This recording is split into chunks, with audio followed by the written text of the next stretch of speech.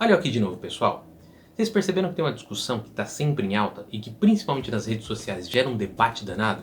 Que é aquela conversa, o mundo era melhor antes ou o mundo é melhor agora? E isso acontece em tudo, esporte, cinema, religião, política. Só que aqui a gente vai se atentar ao assunto principal do canal, que são filmes. Antes de mais nada, pessoal, só lembrando que eu não sou psicólogo, eu não tenho curso de cinema, não sou especialista em cultura, em sociologia, psicologia, em nada disso, tá? Que burro, dá zero pra ele! Isso aqui tudo não tem estudo, não tem experiência, esse vídeo é simplesmente um cara comum falando o que pensa. Então não se preocupe em levar isso aqui muito a sério. De um lado a gente vai ter a turma da nostalgia, que é aquele pessoal que defende que os filmes de antigamente tinham roteiros melhores, efeitos práticos que são superiores, eram feitos com mais carinho, tinham um ritmo mais agradável. Já do outro a gente vai ter o pessoal que eu não sei bem se seria esse o nome, eu vou chamar de midiático. Talvez fosse mediatista, tá? Mas enfim, não vou me preocupar com isso. Vamos chamar de midiático, tá? A turma midiática é aquela turma que vai defender que os filmes de hoje em dia são melhores. Vamos falar pra você que os filmes de hoje eles são mais complexos, são mais intercalados, tem essa questão do multiverso, que vários filmes se conectam, tem toda a questão do investimento financeiro que é muito alto, são investimentos aí, orçamentos, né, de filmes de 300, 400 milhões, são filmes com efeitos especiais, CGI de última geração, tocam em assuntos de inclusão social, de diversidade. E aí a pergunta fica, quem tá certo? Os filmes de antigamente eram melhores ou os filmes de hoje em dia são melhores? Pra mim, nenhum dos dois tá certo.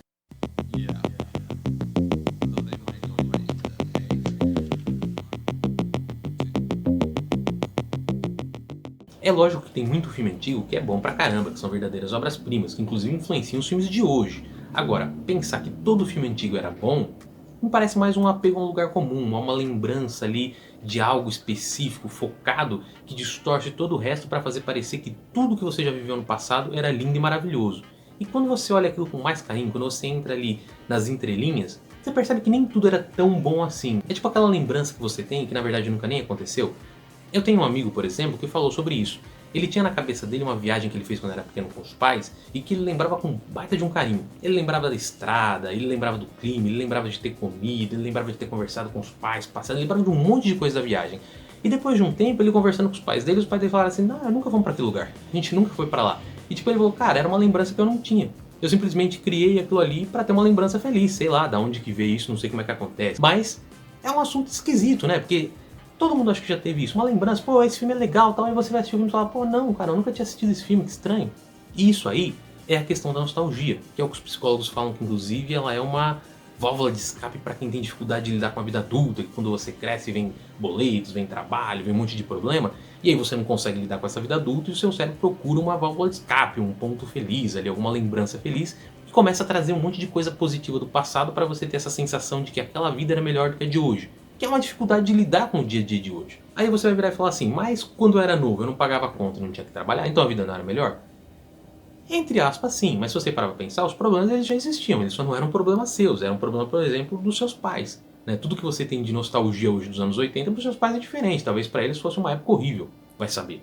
Vê, por exemplo, vamos usar como exemplo a escola. Todo mundo fala muito isso, a época de escola era bom, eu tinha amiguinhos, eu não tinha responsabilidade, era só ir pra escola, fazer um trabalhinho aqui e ali, jogar bola, não sei o quê. Mas pensa com carinho. Você acordando cedo todo dia, aquele frio desgraçado, você tendo que sair da cama 5 horas da manhã, professor dando bronca, trabalho pra fazer, recuperação, você tendo que trazer bilhetinho de você fez coisa errada na escola e tinha que trazer bilhetinho pros seus pais, você com aquele medo danado do que seus pais vão fazer, você chegando lá na adolescência, entrando na escola com aquela espinha gigantesca, parecia uma lanterna chamando a atenção de todo mundo, você querendo esconder aquilo não podia, era um dia horroroso, todo mundo olhava pra sua cara e dava risada, você não sabia onde enfiar a cabeça. Quando você analisa friamente, tudo bem, não vou dizer que esses sejam problemas muito graves, mas você percebe que nem tudo era tão perfeito. Assim como nos dias de hoje, você tem coisas ali que são agradáveis e coisas que não são. Antigamente era igual.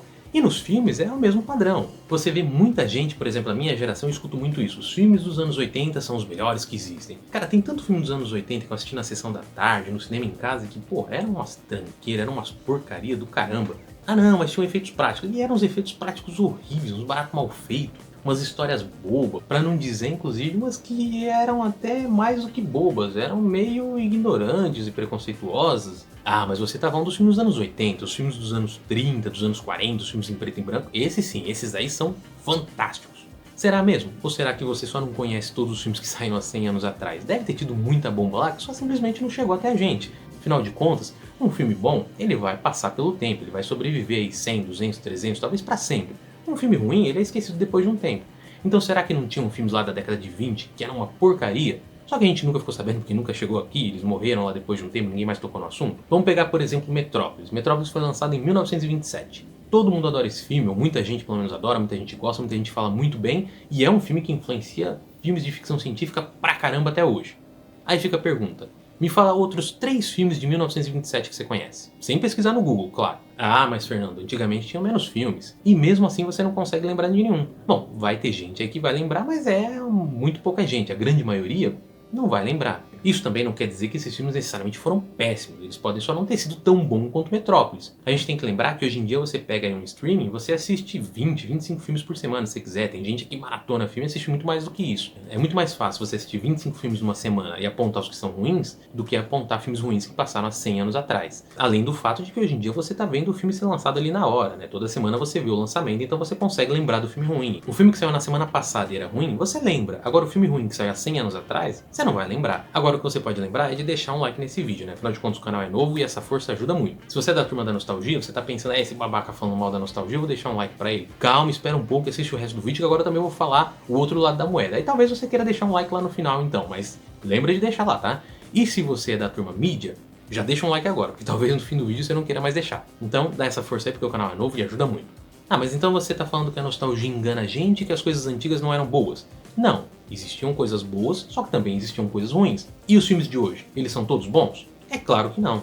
Até porque existe uma coisa chamada mídia, e se a mídia é especialista em alguma coisa, é fazer você acreditar que tudo que ela vende não só é bom, mas é extremamente necessário para o seu dia a dia. Tá, mas qual é o problema de vender? A gente vive num mundo capitalista que a gente precisa de dinheiro. Sim, a gente come dinheiro, a gente limpa a bunda com dinheiro e é sim importante vender. Inclusive, todo trabalho é uma espécie de venda, né? Você vende seu conhecimento, você vende sua sabedoria, você vende o seu corpo. Não, tô falando de trabalhos em que você carrega peso, em que você corre algum risco, aqueles tipos de trabalhos insalubres e tal, né? Todo tipo de trabalho você acaba vendendo alguma coisa. Em esse ambiente insalubre você vende até um pouco da sua saúde. O problema é você vender a qualquer custo, é você enganar, é você mentir para conseguir uma venda. Ah, você está deslumbrante. Se não comprar, eu compro pra mim. Você não vai ficar mais feliz, os seus problemas não vão sumir porque você comprou um celular novo. O celular novo vai te ajudar a ter um acesso melhor à internet, um aplicativo mais moderno, alguma coisa assim, uma função nova, mas não vai te fazer mudar de vida. Você quer comprar um tênis, você tem que se preocupar se aquele tênis é confortável, se ele deixa o seu pé quentinho no frio, se ele deixa o seu pé arejado no calor, e não se ele vai te fazer entrar numa tribo e fazer amigos ou não sair de uma tribo. Até porque se os seus amigos te abandonarem por causa da roupa que você usa, já vai tarde, né? Bom pra você. Mas é isso que a mídia faz, ela cria essa utopia de tudo que é feito é maravilhoso, é perfeito. E querendo ou não, esse gatilho funciona. Tanto é que todo aplicativo, todo aparelho que é lançado vem sempre com aquele discurso. O mais moderno, o mais novo, o mais eficiente. E quando você usa ou quando você vê alguma análise, você fala, pô, na verdade não. O antigo tinha uma função que era boa e tiraram, ou então esse aplicativo novo ele não é tão eficiente quanto o outro. Então nem tudo que sai agora é tão espetacular assim. Mas a mídia faz aquela promoção, ela faz aquele bafafá em cima que te leva a acreditar que realmente a gente está sempre crescendo, crescendo e tudo está sempre melhorando. Nada vai para trás, é sempre para frente. E tudo bem, a mídia precisa fazer isso, ela precisa vender o que ela produziu, senão ela sai no prejuízo. Vem assistir Alien Romulus. Ele não é tão bom quanto o primeiro e o segundo, mas ele é muito melhor do que os outros, então ele tá ali no meio termo, vale a pena. E eles vão falar o quê? Pô, vem assistir esse filme, esse é o melhor filme da franquia, talvez esse seja o melhor filme de ficção dos últimos anos, talvez seja o melhor filme de ficção do tempo. É assim que eles vão vender. O esporte bate muito nessa tecla, sabe? O melhor de todos os tempos, o GOAT.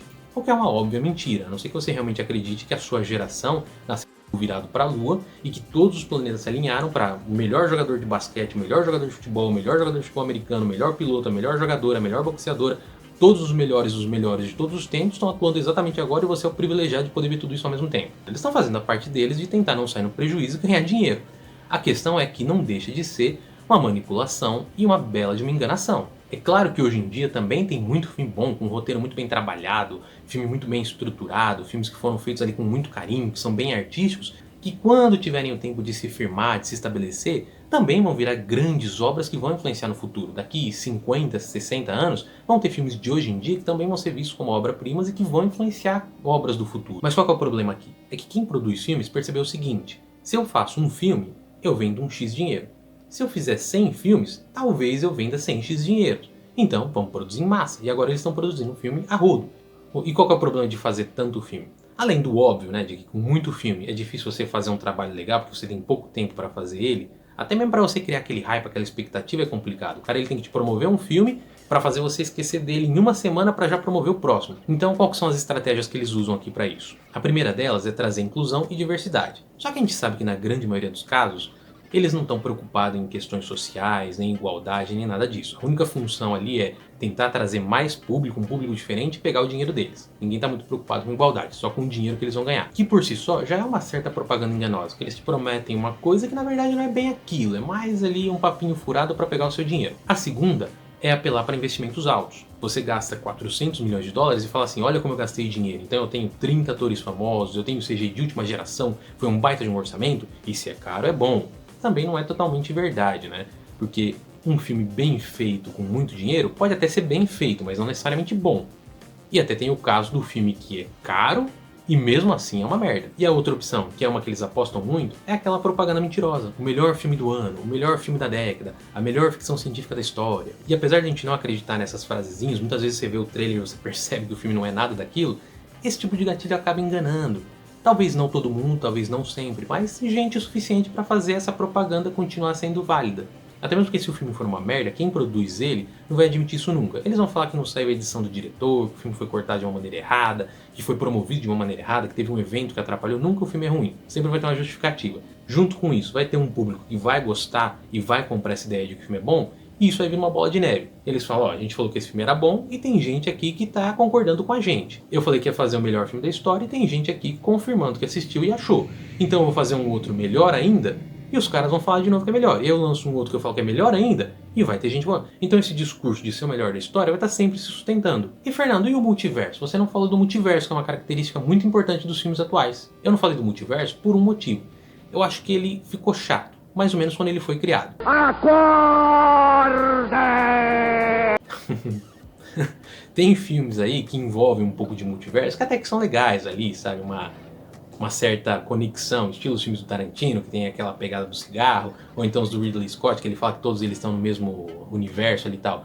Agora essa pegada, por exemplo, Marvel, de toda hora um vai pra lá, outro vem pra cá e aparece o clone, não é o clone, é o cara de outra dimensão que morreu. Isso aí enche o saco, hein, mano? E isso tudo porque a gente nem entrou no assunto de quando a nostalgia e a mídia se misturam. Tem muito filme antigo que não era considerado bom até a mídia transformar ele num filme bom, que são os chamados cults. Filmes que até ontem as pessoas odiavam e que de repente pra entrar em lista de streaming virou um filme amado e maravilhoso. E do outro lado a gente tem o melhor filme da história, que é o que vai ser lançado agora. Uma história revolucionária, com um super-herói fantástico, um vilão incrível, que nada mais é do que uma adaptação de uma história em quadrinhos de 70 anos atrás. Mas e aí? A mídia que transforma um filme em cult, ou seja, pega um filme que era considerado ruim e transforma ele em bom, também não pode ser responsável por fazer a gente acreditar que os filmes dos anos 30 eram muito bons? Ou será que o filme cult já era bom, só a gente que não deu a devida importância para ele? Como pode estar acontecendo com os filmes atuais, que talvez sejam muito bons, mas você só não deu uma chance. Ou o filme cult é uma porcaria, mas como ele envelheceu, ele caiu no nosso radar da nostalgia. Eu acho que sempre existiram e sempre vão existir filmes bons e ruins.